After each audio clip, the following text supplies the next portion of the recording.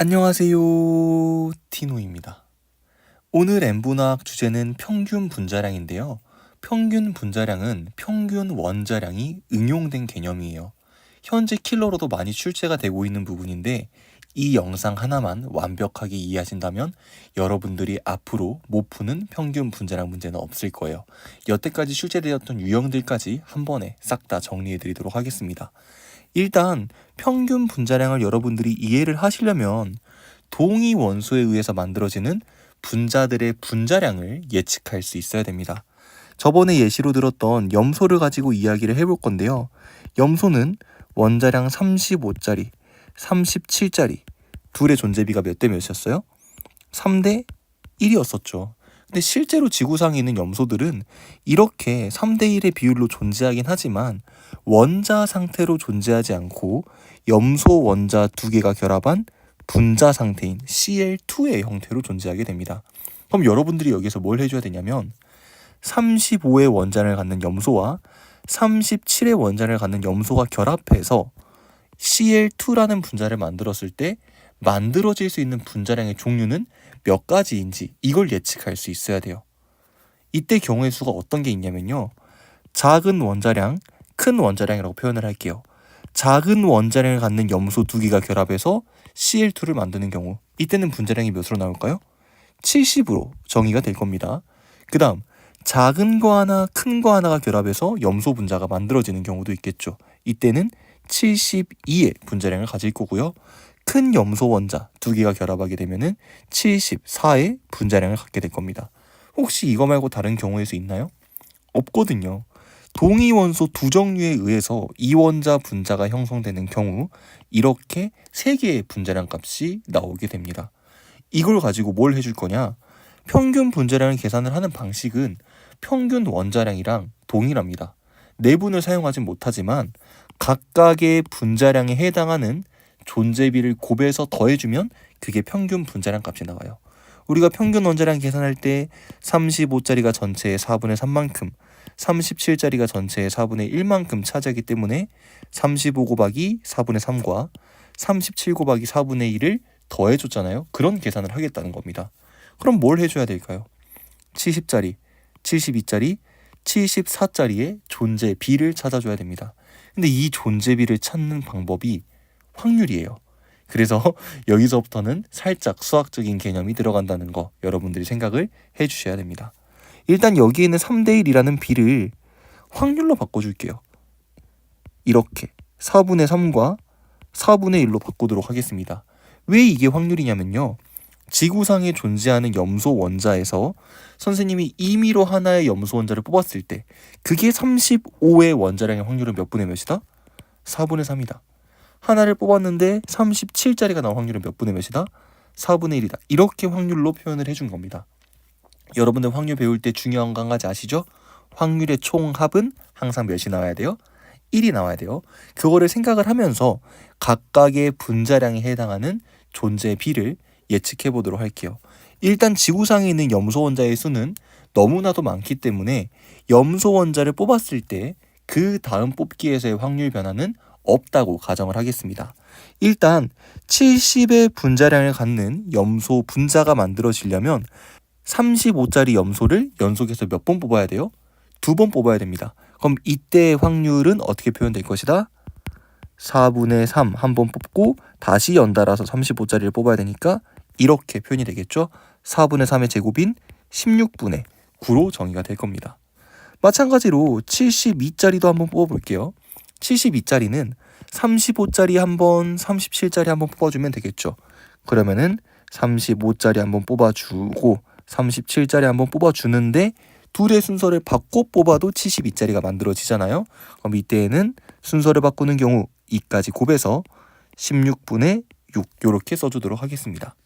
그럼 마지막 74짜리도 동일한 방식으로 계산해 줄 수 있겠죠. 74짜리는 어떻게 돼요? 4분의 1 곱하기 4분의 1 이런 형태로 정리가 되겠죠. 37짜리를 연속해서 2번 뽑을 확률 16분의 1 이렇게 정의가 될 거예요. 그럼 여기에서 검토까지 한번 해줄 수가 있습니다. 아까 뭐라 그랬어요? 확률의 총합은 항상 몇이 나와야 된다? 1이 나와야 된다. 16분의 9 더하기 16분의 6 더하기 16분의 1. 딱 요거 3개 다 더하면 이때 확률값이 몇으로 정리가 되죠? 1로 정리가 되는 것을 확인할 수 있습니다. 그러면 선생님이 했던 계산에는 오류가 없었다는 거거든요. 그럼 이때 평균 분자량은 어떻게 계산해 줄 수 있다? 각각의 분자량에 뭐를 곱해서 존재비를 곱한값을 더해서 계산을 해줄 수가 있다는 거죠. 그럼 식을 세워보면 이렇게 될 거예요. 70짜리는 전체의 16분의 9만큼, 72짜리는 전체의 16분의 6만큼, 74짜리는 전체의 16분의 1만큼. 이거를 더해주면 평균 분자량이 나오겠죠. 이거를 더하면 몇이 나오냐? 71이 나와요. 근데 이거를 암산으로 더하기도 쉽지 않잖아요. 근데 선생님이 어떻게 바로 71이라고 썼냐면 염소의 평균 원자량이 몇이었나요? 혹시 기억이 안 난다면 당장 이거 내분해보면 돼요. 35, 37 그려서 존재비 3대 1이니까 1대 3 내분지 좀 찾으면 된단 말이에요. 그럼 평균 원자량 몇 나와요? 35.5 나오잖아요. 그런 염소 원자가 몇 개 결합했어요? 2개. 그럼 평균 분자량은 몇이 나올 것이다? 71이 나올 것이다. 그럼 결과적으로 평균 분자량은 이렇게 이원자 분자를 형성하는 경우에는 평균 원자량이 2배 값으로 나온단 말이에요. 그럼 이 중간 과정을 알 필요가 없냐? 아닙니다. 왜냐하면 시험 문제에 이 과정이 나오진 않아요. 왜? 이건 너무 수학이잖아. 그럼 이게 나오는 게 아니라 뭐가 나오냐면요. 이걸 역으로 추적해가는 과정이 나옵니다. 선생님이 예제를 하나 준비했어요. 자, 이런 예제인데요. 분자 x2가 있다고 합니다. 이때 x2가 갖는 분자량이 70, 72, 74 이렇게 세 종류가 있었고요. 분자량에 따른 존재비가 9대 6대 1이었다고 합니다. 이때 x의 동위원소의 종류, 존재비, 평균 원자량까지 계산할 수 있느냐, 이런 문제가 이제 여러분들에게 주어지는 거죠. 눈치 빠르신 분들은 뭐야 여기 있는 거 그대로 옮겨다 써놨네라고 할 수 있겠지만 여러분들이 이거를 모른다고 가정하고 이 문제를 봤을 때에도 이 문제를 해결할 수 있으셔야 돼요. 근데 이런 식으로 숫자 값이 다 주어주는 문제는 어렵지 않습니다. 분자량의 양 끝값, 존재비의 양 끝값에 힌트가 숨겨져 있습니다. 왜냐면요, 일단 분자량의 양 끝값을 보면 우리는 바로 동위원소의 종류를 찾을 수 있습니다. 아까 선생님이 동위원소의 종류가 2가지일 때 분자량이 3가지가 나온다 그랬거든요. 분자량 중에 제일 작은 분자량은 어떻게 만들어질까요? 동위원소 중 질량수가 작은 원자 2개가 결합해서 만들어져요. 그러면 70짜리가 만들어졌다는 거는 몇 자리 2개가 결합했다? 35, 35 이렇게 결합했다는 뜻이잖아요. 그럼 74짜리는 어떻게 만들어지는 거예요? 큰 거 2개. 몇? 37, 37의 합으로 만들어졌다는 이야기입니다. 그럼 이미 우린 여기에서 동위원소의 종류를 찾은 거예요. 동위원소의 종류는 어떻게 될 것이다? 35짜리 x하고 37짜리 x가 될 것이다.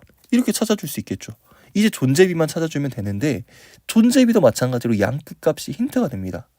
왜냐하면 아까 여기 앞에서 우리가 직접 존재비를 계산을 해봤잖아요.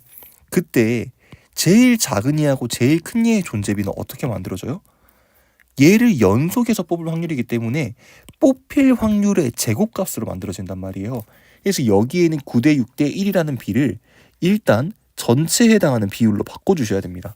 싹 다 더하면 몇이 나와요? 16이 나와요. 그래서 바꾸는 거야. 16분의 9 대 16분의 6 대 16분의 1 이렇게 바꾸는 거죠. 그럼 이제 이 값이 확률값을 대변하니까 양 끝값에다가 뭐를 씌우면, 루트를 씌우면 뭐가 나올 것이다? 얘네들이 뽑힐 확률, 즉 존재비가 나오는 거죠. 그럼 여기에서 나오는 존재비는 4분의 3, 여기에서 나오는 존재비는 4분의 1. 그러면 동위원소의 존재비가 몇 대 몇이었다는 걸 알 수 있어요?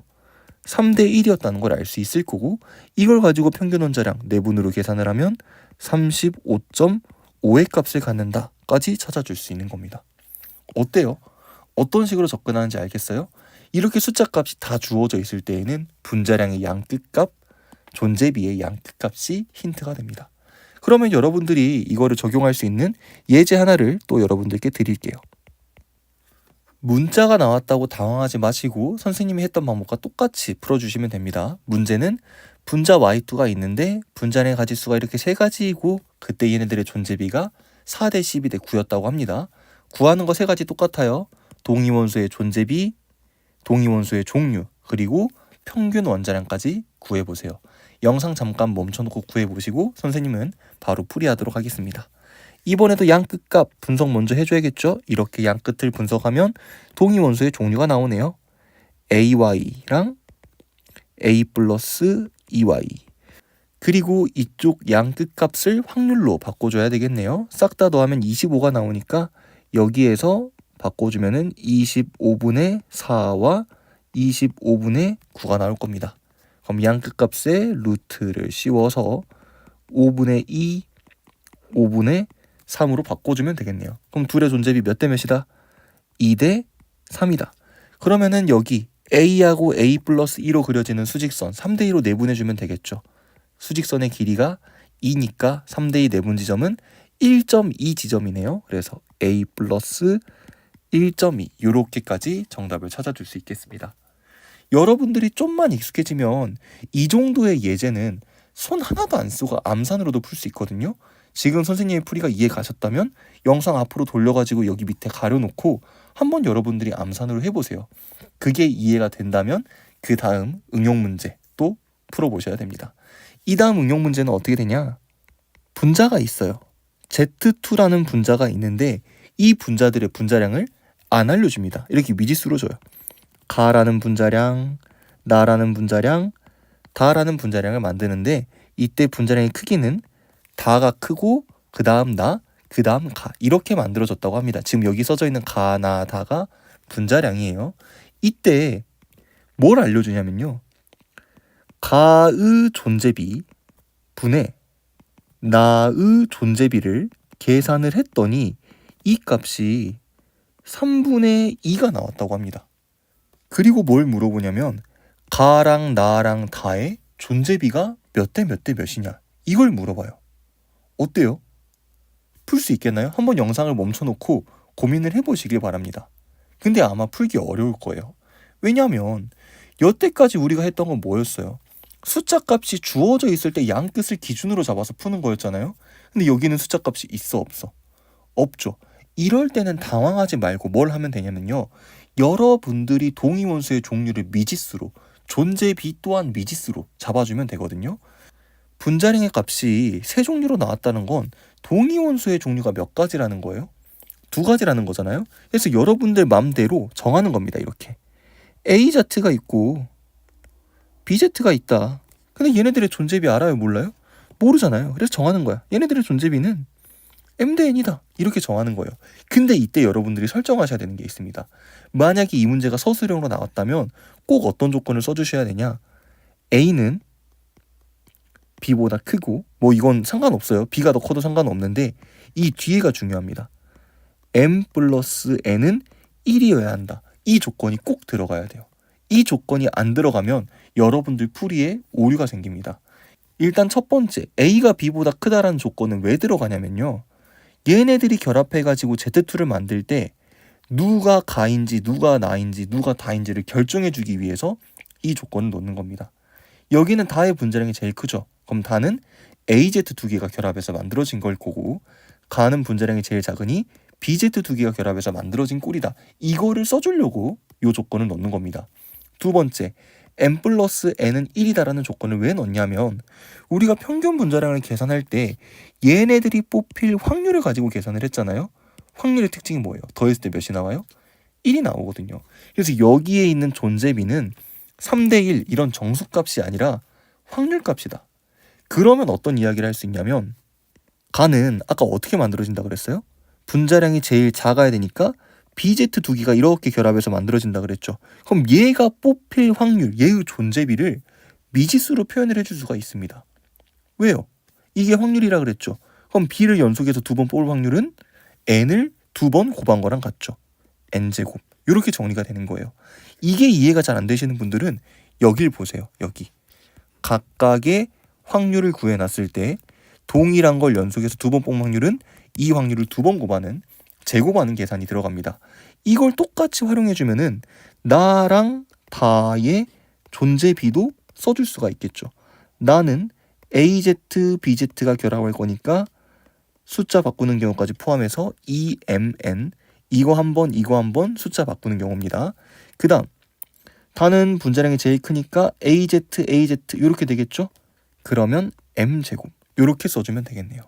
이렇게 써놓고 여기에 나와 있는 계산을 해주면 되는 겁니다. 어려운 게 아니에요. 해주면 돼. 어떻게 해주면 돼요? 가의 존재비 n제곱 분의 나의 존재비 2mn 이게 몇 분의 몇이 나와야 된다?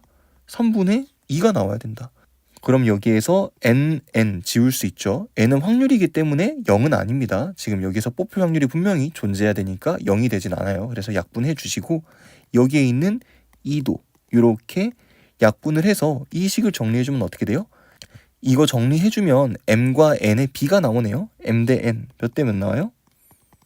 1대 3이 나오는 것을 확인할 수 있습니다. m 대 n이 1대 3이 나왔다는 건 여기에 대입해서 정리를 해 줬을 때 가나다의 존재비까지 써줄 수 있겠죠. 그냥 대입해서 정리해 볼까요? 가나다의 존재비는 몇 대 몇 대 몇이 나온다? 9대 6대 1이 나온다. 이렇게 정리를 해줄 수 있겠네요. 어때요? 숫자 값이 안 나왔을 때 계산하는 방법 쉬워요? 어려워요? 식으로 좀 표현되긴 하지만 막상 여러분들이 다시 해보잖아요? 그렇게 어렵지 않아요. 근데 요즘은 이런 문제가 더 많이 출제가 되고요. 작년 고2 6월 모의고사 때 이런 문제가 한번 출제가 된 적이 있습니다. 이 정도로 평균 분자량을 공부하시면 완자에 있는 평균 분자량 문제 다 푸실 수 있고요. 고3 평가원 기출에서 나온 평균 분자량 문제도 다 푸실 수 있습니다. 근데 막상 문제 풀 때 또 안 풀린다. 그러면은 선생님이 문제풀이 다 올려놓을 테니까 그거 보시면 돼요. 이 영상이 이해가 됐다면 선생님 문제풀이도 다 이해하실 수 있을 겁니다. 오늘 N분학은 좀 영상이 길었잖아요. 선생님 마지막 예제를 따로 뺄까 하다가 얘까지 한 번에 묶어서 설명을 해야 영상의 짜임새가 조금 더 있겠다라고 생각해서 오늘은 영상이 조금 길어졌지만 긴 만큼 여러분들이 얻어가실 수 있는 정보는 더 많았을 거라고